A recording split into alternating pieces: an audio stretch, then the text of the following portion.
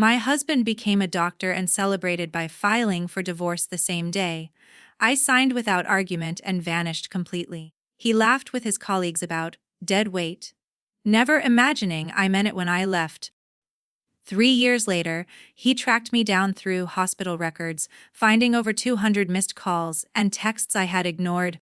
That day, I stood frozen, the weight of those words sinking in, cutting through the buzz of champagne glasses and the applause of people who hadn't seen the years of effort it took for me to hold everything together. I hadn't been a part of his story for a long time, not really, but standing there in the middle of that parking lot, watching him laugh, I realized something I hadn't fully understood until that moment. I had been invisible to him all along. His celebration wasn't just for the degree he'd earned, it was for the new life he was about to start. A life where I didn't belong.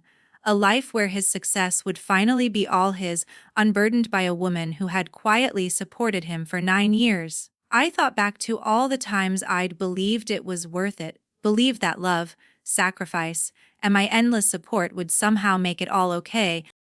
I'd built his career, sacrificed my own dreams, and yet it was never enough.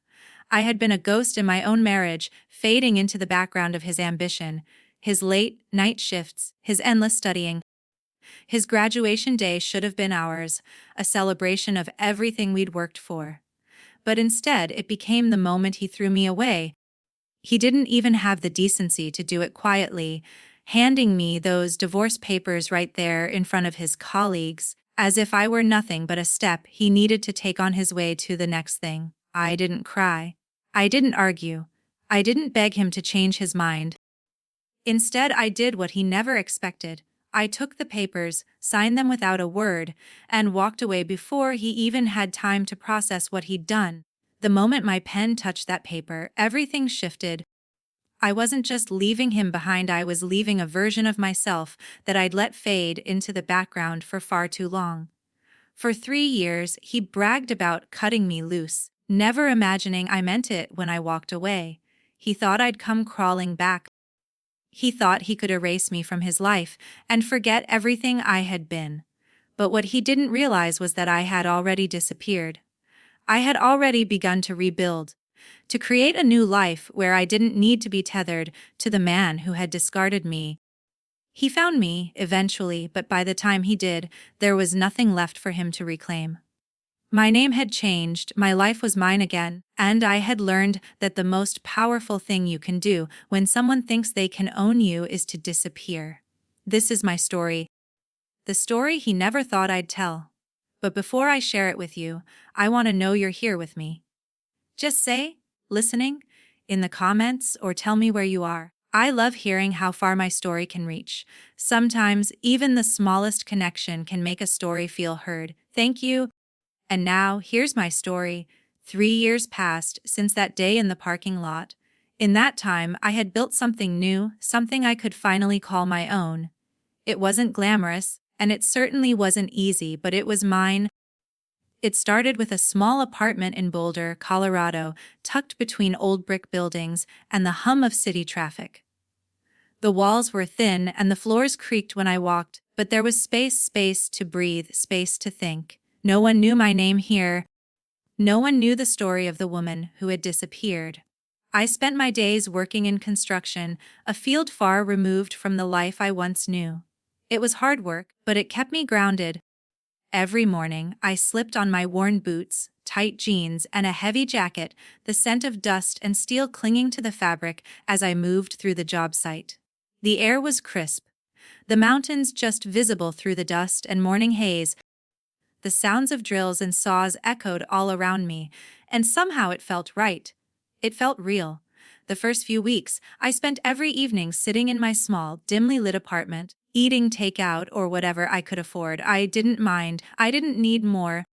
I kept my head down and focused on work, convincing myself that this was enough.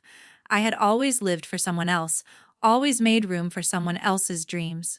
Now, it was my turn. The loneliness crept in sometimes, but I didn't let it overpower me. I kept myself busy, took on more projects, worked longer hours, and then, at night, I'd join a group of people who made me feel less alone. a local bar where tourists came and went. I served drinks and exchanged casual pleasantries with strangers. It wasn't much, but it was a break from the isolation.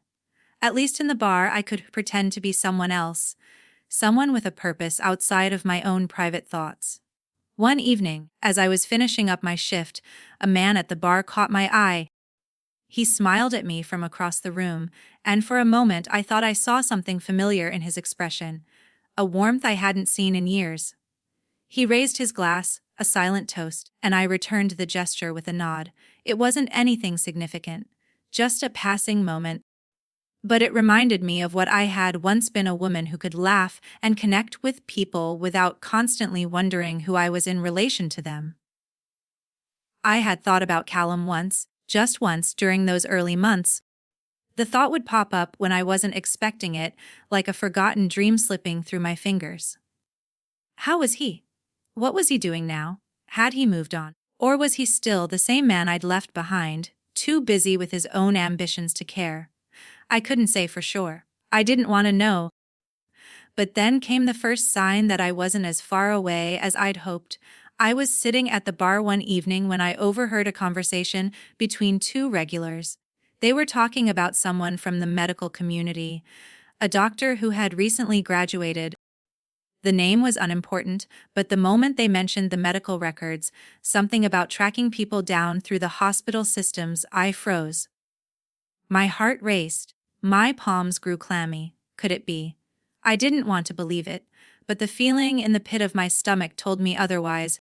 For weeks after that, I checked my phone obsessively, wondering if he would try to reach out, and then, one day, a message appeared. It was simple, just 2 words. "Where are you?" I deleted it without hesitation, but my hands were shaking as I did. The fear, the dread, it all came rushing back. For a moment, I thought I was back in that parking lot, facing him in front of everyone. But I wasn't. I was stronger now. I thought about calling the police, reporting the harassment, but I didn't. I didn't want to make it real, didn't want to face the fact that Callum, in all his obsession, was still trying to find me. He hadn't let go. The next few days were a blur of restless nights and too many thoughts. I told myself it didn't matter. I had moved on. I was free. But the truth was, part of me still wondered, what did he want? And why couldn't he just let me go? A week later, I had my answer. It wasn't just a text. It wasn't just a message. It was an entire series of attempts, emails, calls, more text messages. One of the emails was even from a number I didn't recognize. "I'm sorry," it said. "I miss you." The words were hollow. They meant nothing to me anymore, not after everything he had done, but the questions lingered. Was he really sorry? Or was this just another attempt to drag me back into a life I had left behind? I knew I couldn't go back. Not to him. Not to any version of the past. But the man I was becoming, the woman I had to be now, didn't know how to fight this. How to fight him? That night, after another long day at the site, I sat at my small kitchen table, staring at the pile of unpaid bills in front of me. The weight of them didn't feel as heavy as it used to. But there was something else, something that felt far more real than the bills or the loneliness. It was the idea that I had been running from something that wasn't just about Callum. It was about me. And no matter how far I ran, I was still carrying pieces of him with me. Pieces of the woman I used to be. I knew then that it wasn't just about hiding. It was about facing what I had left behind and finally letting go. For good. The first time I heard from Callum after I disappeared, it was through a missed call. No voicemail, just a number I didn't recognize. The second time, it wasn't a call, but a message, just 2 words. "Where are you?" My stomach churned when I saw it. I had expected it, in a way, but nothing could have prepared me for the weight of it, the sudden reminder of the life I'd left behind. I had managed to convince myself that I was free, that he wouldn't look for me, wouldn't try to find me. But the truth was there in that simple message. I hadn't escaped him at all. I deleted it immediately, my fingers shaking. I couldn't let him back in. I couldn't let him ruin what little piece I had left. But the panic that crept in as I stared at the blank screen wasn't something I could erase so easily. I had left a part of myself in that life, And that part was still tangled in the past with Callum. The next few days were a blur of paranoia and second guessing. I kept my phone on silent, ignoring the calls and messages that piled up. I told myself that this was just a blip, that eventually he'd give up and move on. But something inside me, deep down, was screaming that it wasn't over, not yet. It wasn't until a few days later, when I overheard a conversation at the bar, that I realized just how far Callum's reach had gone. I was wiping down the counter when I heard two tourists talking, their words casual but sharp enough to make my heart stop. One of the doctors at the hospital. One of them was saying, he's been searching for a woman he's been trying to track down for months. Through medical records. Can you believe that? Some guy's been using hospital access to find her. I didn't hear the rest of the conversation. My breath hitched in my throat, and the sound of clinking glasses and low voices around me seemed to fade away. Medical records. It couldn't be a coincidence. The weight of it hit me like a punch to the gut. He had found me. Callum had used his position, his access to hospital files, to track me down, all those months of silence, of me pretending to be someone else, and he had still found a way. I had heard rumors about privacy breaches before, about people exploiting systems for personal gain, but this felt different. This was Callum, someone I had spent nearly a decade of my life with. This wasn't just about finding me, it was about control, about needing to know where I was, even if it meant breaking every boundary I'd set. I couldn't breathe. The air in the bar felt thick, suffocating, as if the walls themselves were closing in. I finished my shift in a daze, my thoughts a whirlwind of anger and fear. When I got home that night, I sat down at the kitchen table, staring at my phone. The screen was filled with unread messages, dozens of missed calls from numbers I didn't recognize. But among them, there was a familiar pattern. Numbers from Florida. I was living in Boulder, thousands of miles away, and yet Callum's reach was already stretching across the country. I blocked the numbers without thinking, but the unease didn't fade. The feeling that I was still running, still being hunted, settled deep in my chest. I had built this life with the hope that it would be enough, that I could escape the past, that I could leave Callum behind for good. But now I was faced with the reality that he hadn't let me go, and maybe, just maybe, he never would. A few days passed in a haze of anxiety. I found myself constantly checking over my shoulder, feeling like someone was watching me. The paranoia was creeping in, wearing me down. Then came the email. No subject line, just 2 words. Where are you? I read it over and over again, unable to shake the feeling that something was very wrong. I had never imagined that Callum would go this far, that he would use everything at his disposal to track me down. The man I had left behind wasn't the same as the one I'd married. This was someone obsessed with reclaiming control, obsessed with the idea that I still belonged to him. I deleted the email immediately, but my heart was racing. It wasn't just about the message. It was about the reminder that Callum still thought he had some claim over me, still thought he could make me come back, just because he'd once been everything to me. I stayed up that night, sitting in the dim light of my apartment, trying to make sense of everything. The quiet hum of the refrigerator was the only sound in the room, but it felt like everything around me was louder. My mind raced, piecing together the puzzle of Callum's pursuit, wondering how long he'd been looking for me, how long he'd been keeping tabs on my life. And yet, despite the panic, there was a strange calm in knowing that I wasn't the same person anymore. I had changed, I had built something new, and no matter how hard Callum tried, no matter how far he searched, there was no part of me left for him to reclaim. The next morning, as I walked through the job site, the sun barely rising over the mountains, I realized something. This wasn't just about running, it was about owning my life, about owning the decision I'd made to walk away. I couldn't let him take that from me. I had to stop running, and I had to stop letting him control my future, no matter how far he tried to chase me. I didn't expect to see Callum again. Not like this. Not after everything I'd done to escape him. But there he was, standing outside the construction site, leaning against a concrete pillar, his face gaunt and hollow, eyes searching for me. It was as if no time had passed, and yet everything had changed. The sight of him made my heart race, but not in the way it used to. It wasn't love or longing that tightened my chest. It was a cold, unfamiliar fear. Fear of what he might do now, of what lengths he might go to make me come back. I had heard rumors about Callum's state, how he had been spiraling after I left, how his colleagues said he wasn't the same man anymore. But seeing him now, I could hardly recognize him. He looked nothing like the confident, charming man I once knew. The man who had carried himself with such assuredness, who had always seemed to be a step ahead.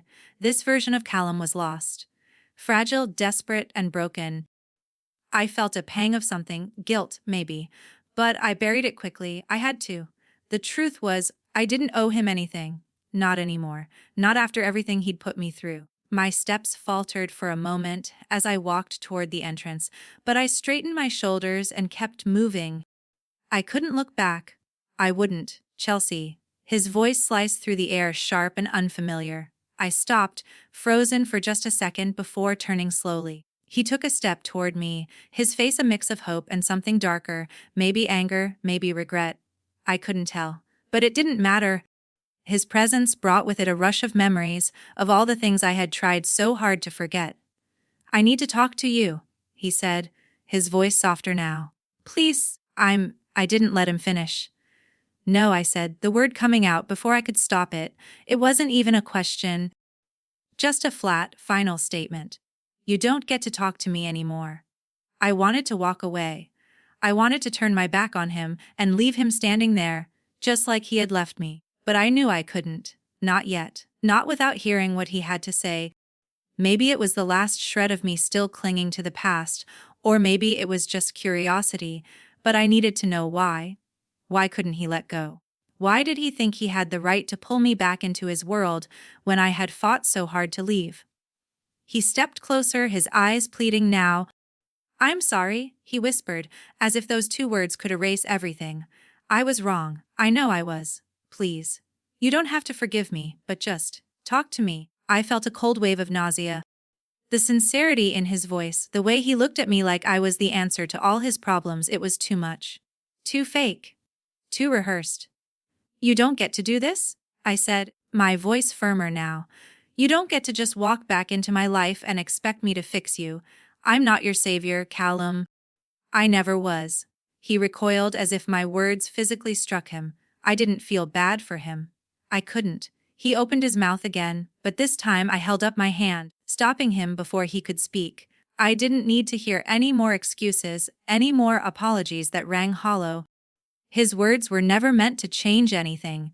They were meant to manipulate me, to reel me back in so he could feel better about himself.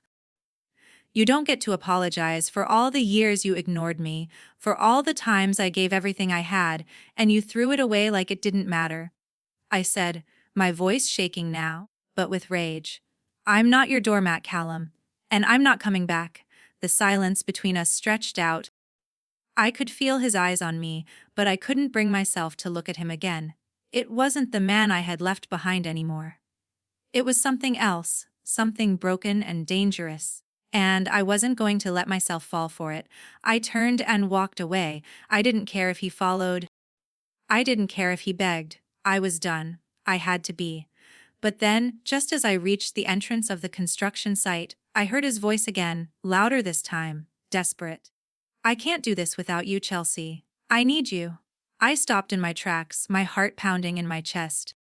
The desperation in his voice hit me harder than I expected, but I knew I couldn't turn back. I couldn't be the person I used to be, the person who gave and gave, only to be left with nothing in the end.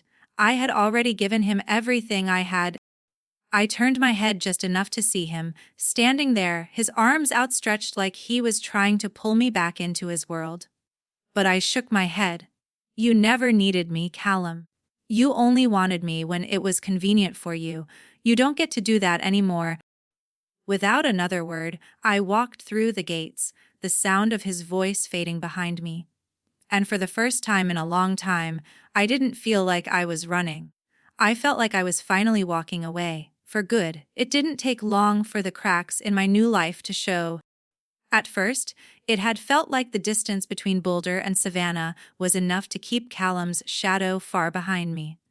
I had convinced myself that starting fresh, being far from everything I once knew, would mean being free. But freedom, it turns out, wasn't so easily won. It started small. A strange man in the grocery store asking if I had ever worked at the hospital in Savannah. He didn't recognize me, but I knew. I could feel it in the way he studied me, like he was searching for something.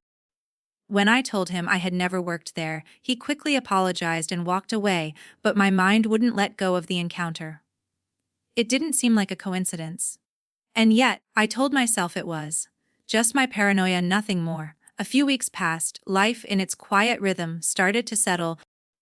I had my job, I had a small group of people I could call acquaintances, and I had finally started to feel like I was becoming someone again. Someone outside of the shadow Callum had cast over me for so long. But it wasn't enough to erase the sense of unease that still lingered in the corners of my mind. Then, one evening, while walking back to my apartment after work, I overheard a conversation between two hikers in a coffee shop. It was nothing unusual, just the kind of idle chatter you hear between strangers. But when one of them mentioned seeing a man at the trailhead asking about a woman, I froze. They didn't mention my name, but I knew. I couldn't shake the feeling that Callum was still out there, still searching for me. He had somehow found a way into my world again. Maybe it was the same man who had asked about the hospital. Maybe it was just a coincidence. But in that moment, I felt the walls close in on me. The next morning, I woke up to a slew of missed calls. They were all from unknown numbers, mostly from Florida. I stared at the screen, trying to steady my breathing. It wasn't just paranoia now, it was real. He had found me. Again. I knew that it couldn't go on like this. I couldn't keep running, couldn't keep hiding. And yet, a part of me wasn't ready to face the truth that Callum wasn't going to let me go easily. The fear started to settle in again, just like it had when I was still in Savannah. It was that same helpless feeling I had tried so hard to escape. But this time I refused to let it control me. I was stronger now. I had to be. I decided to face it head on. I couldn't hide forever. I couldn't let Callum's obsession control my life again. So, I did what I hadn't done in years. I reached out. I called the only person I knew I could trust, someone who might be able to help me see things clearly again. Jessica. I had met her during my first few weeks in Boulder. She was a colleague at the construction site, and though we hadn't spoken much at first, we'd slowly started to build a friendship.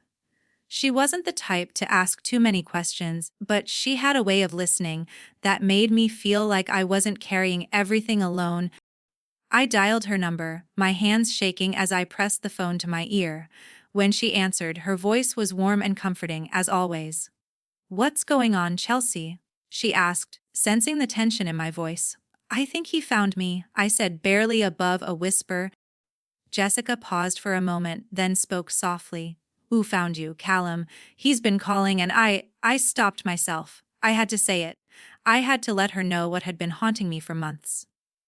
"I think he's been tracking me. I can't escape him." The silence on the other end was heavy. I could hear her thinking, processing everything I had said. "What do you need from me?" she finally asked. "I don't know," I admitted. "I need someone to tell me I'm not crazy, that this isn't just in my head." "You're not crazy," she said firmly. "And you're not alone. We're going to figure this out. But first, you need to protect yourself. Change your number, get a new phone. You've got to block everything from him. No contact, Chelsea. Not even a single message. He doesn't deserve to be in your life anymore." I nodded, though I knew she couldn't see me. It was good advice. I had to stop leaving doors open for him to crawl back into my life. But I also knew it wasn't going to be that simple. Callum wouldn't just let go because I told him to. He had to be stopped, and if that meant cutting ties with everything I had built in Boulder, so be it. Over the next few days, I did exactly what Jessica suggested. I changed my phone number, blocked every account I had that could be linked to Callum. But even with all the precautions, I couldn't shake the feeling that he was still out there, still searching, still haunting the edges of my life. And then it happened. I was walking home one evening when I spotted the car. A gray sedan parked at the end of my street with the engine off. I stopped in my tracks, my heart racing as I tried to make sense of what I was seeing. It didn't seem like a coincidence. It couldn't be. I walked a little faster, my eyes never leaving the car. I didn't dare look back, but I felt the weight of it, the sense that I was being watched. My hands were shaking by the time I reached my apartment, and I couldn't help but wonder how long it had been there, how long it had been following me. That night, I couldn't sleep. I lay in bed, staring at the ceiling, listening to the sounds of the city outside my window. It was a world I had worked so hard to escape, but it felt like it was closing in on me again. I had to face it. I had to confront Callum once and for all. But I wasn't sure I was ready to go down that road again. I wasn't sure I could. But what I did know was this: I couldn't let him keep chasing me. I couldn't keep living like this. Something had to give. And soon. The email arrived early that morning. No subject line. Just 2 words. Where are you? My stomach turned when I saw it. The numbness I'd been carrying, the calm I had worked so hard to build, shattered in an instant.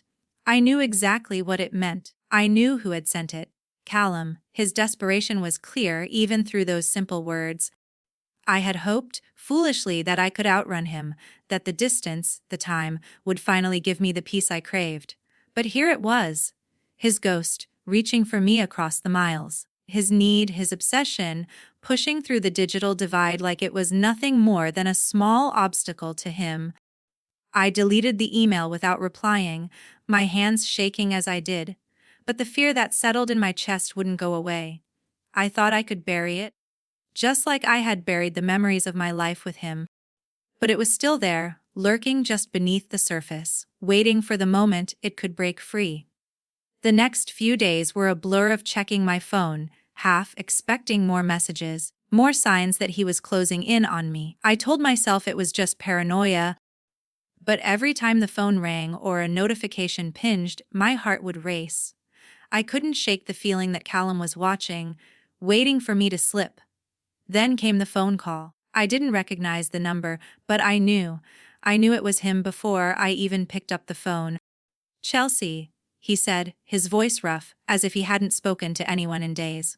"I need to talk to you." I didn't respond. I couldn't.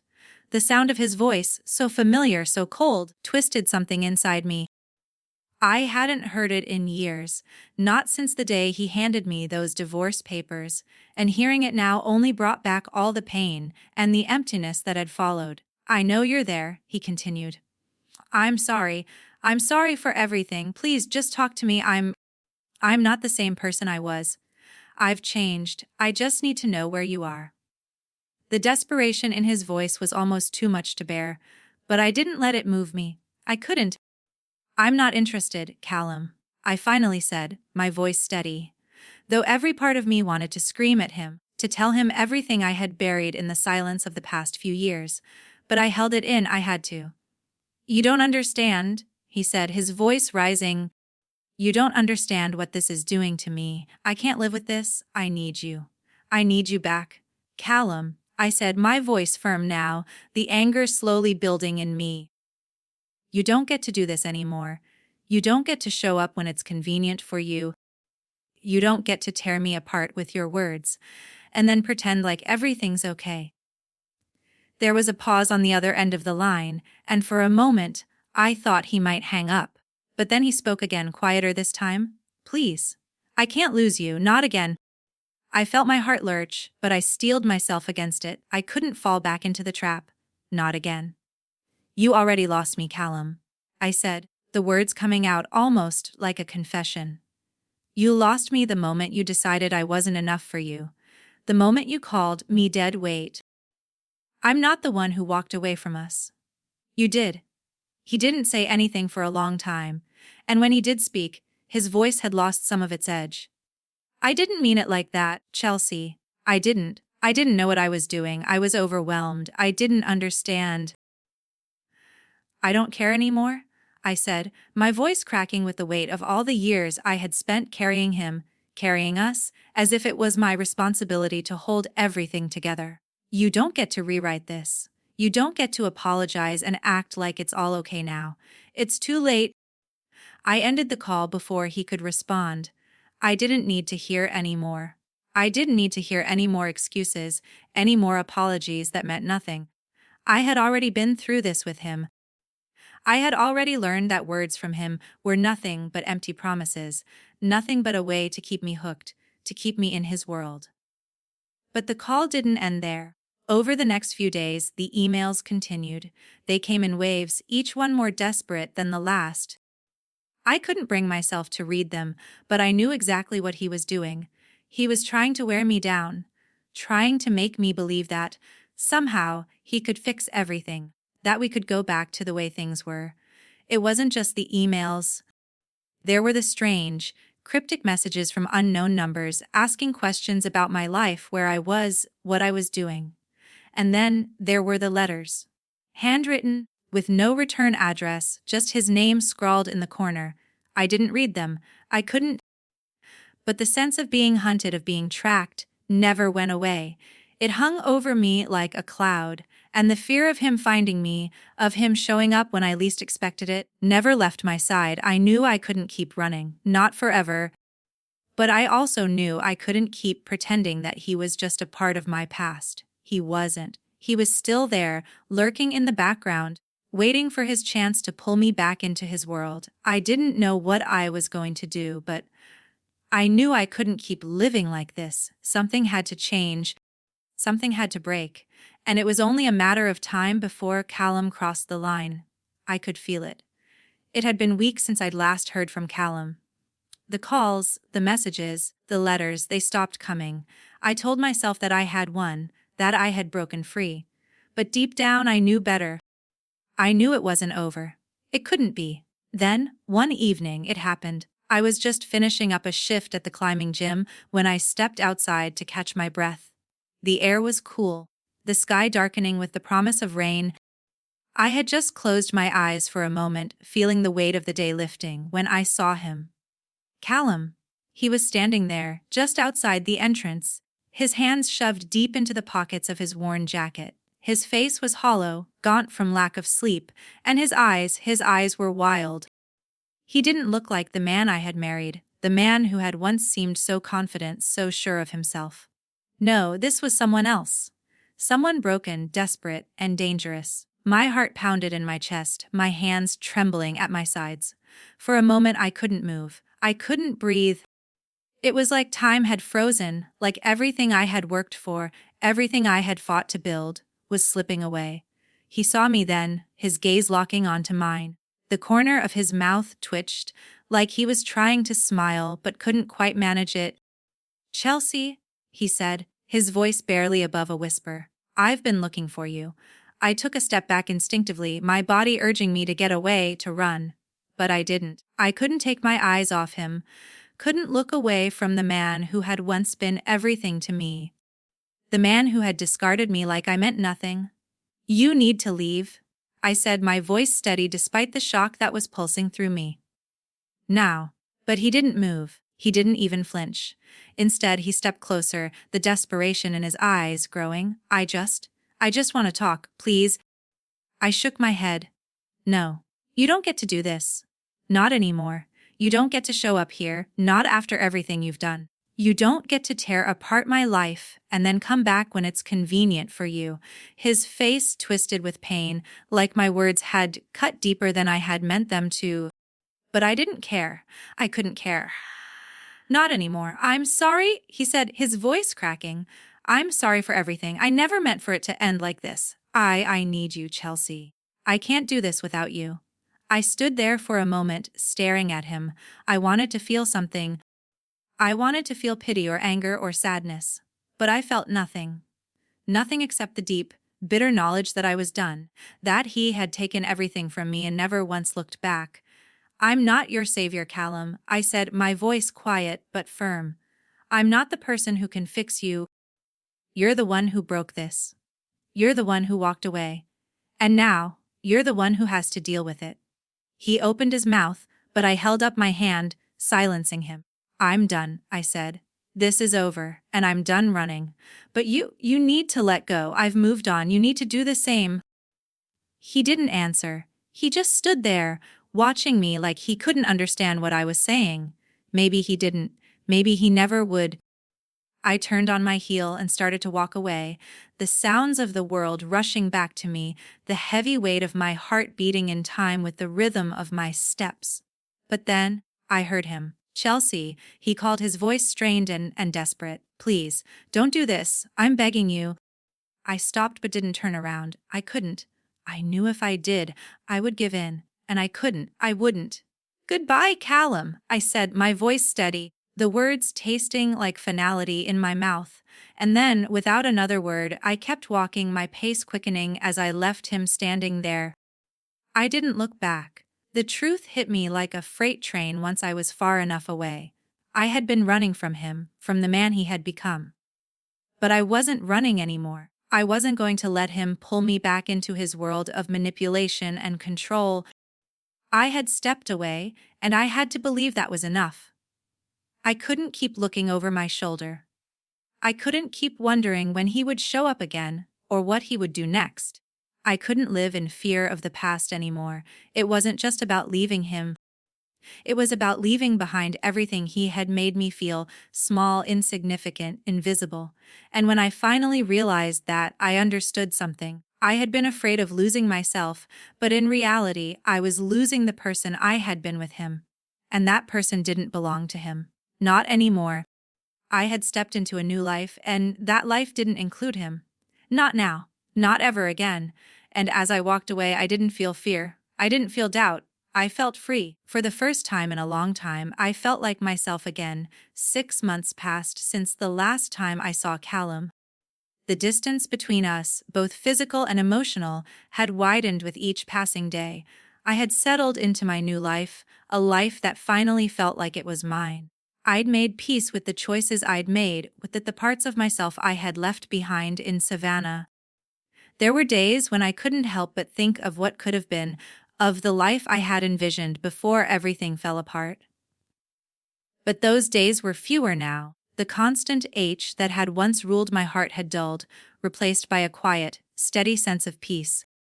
Jensen and I had grown closer over the months, though I never told him everything. He knew I had been through a lot, and he respected my need for privacy. He was kind and steady, someone I could trust without question, but I didn't share the depths of what Callum had done to me. Some parts of the past were too raw to revisit, some things I couldn't put into words. We had spent weekends hiking through the mountains, sharing meals at small local restaurants, and simply enjoying each other's company. It was different, this life. It was slow, peaceful. I found joy in the little things, the warmth of the sun on my face, the quiet moments between us, the sense of belonging I had never felt in Savannah. One afternoon, I came home from work to find a letter waiting for me. The envelope was plain, the handwriting unfamiliar. My heart skipped a beat as I reached for it, already dreading the contents. When I opened it, I recognized Callum's name on the page. It was a letter from a treatment center in Florida. He had written to me, though he didn't ask for anything. No apology. No plea for forgiveness. He had begun therapy, he said. He was trying to rebuild his life. It was the first honest thing he had ever done. I sat on the couch, staring at the letter in my hands. I had spent so many years wishing he would see what he had done to me, wishing he would understand how much pain he had caused. But this was different. This was Callum finally owning up to his mistakes, in his own way. I didn't know how to feel. Part of me wanted to feel relief, wanted to close the chapter on him for good, to let him fade into the background of my life as I had done with so many others before him. But another part of me, the part that had lived with the pain for so long, felt a strange kind of sorrow. Sorrow for the man I had once loved, the man who had never been able to love me in return. I folded the letter and placed it on the table, not sure what to do with it. I didn't want to reach out to him. I didn't want to reopen that door. But I knew deep down that this was the end, not just of him, but of the version of me that had let him define me. A few days later, I received a call from the courthouse. They confirmed that the restraining order had been made permanent. I didn't know why, but hearing those words gave me a strange sense of finality. Callum's presence in my life, even in the smallest way, was over.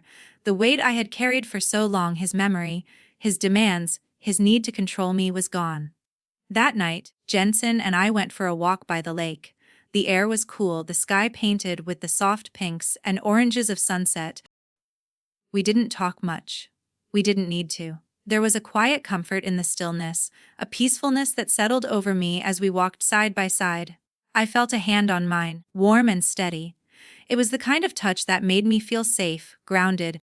For the first time in a long time, I didn't feel like I was being pulled in 100 different directions. I wasn't trying to outrun my past. I wasn't afraid of what might come next. "Are you okay?" Jensen asked, his voice soft but full of concern. I nodded, squeezing his hand gently. "Yeah," I said, my voice barely above a whisper. "I'm okay." And I was. I wasn't completely healed, but I was learning to live again. I was learning to breathe without the weight of my past choking me. The road ahead wasn't easy. I knew that. But it was mine. It was the life I had chosen for myself, a life where I didn't have to be defined by anyone else's mistakes. As we stood by the lake, the world stretched out before me, full of possibilities I had never imagined. I didn't need Callum's validation, his apologies, or his approval. I had found something better.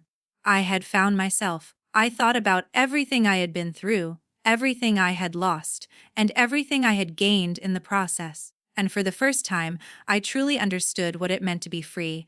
I was no longer a shadow of the woman I once was. I was something new, something stronger. And that, more than anything, was the greatest gift I could have given myself. I leaned my head against Jensen's shoulder, the sun sinking behind the mountains, and closed my eyes. For the first time in a long time, I felt like I was exactly where I was meant to be.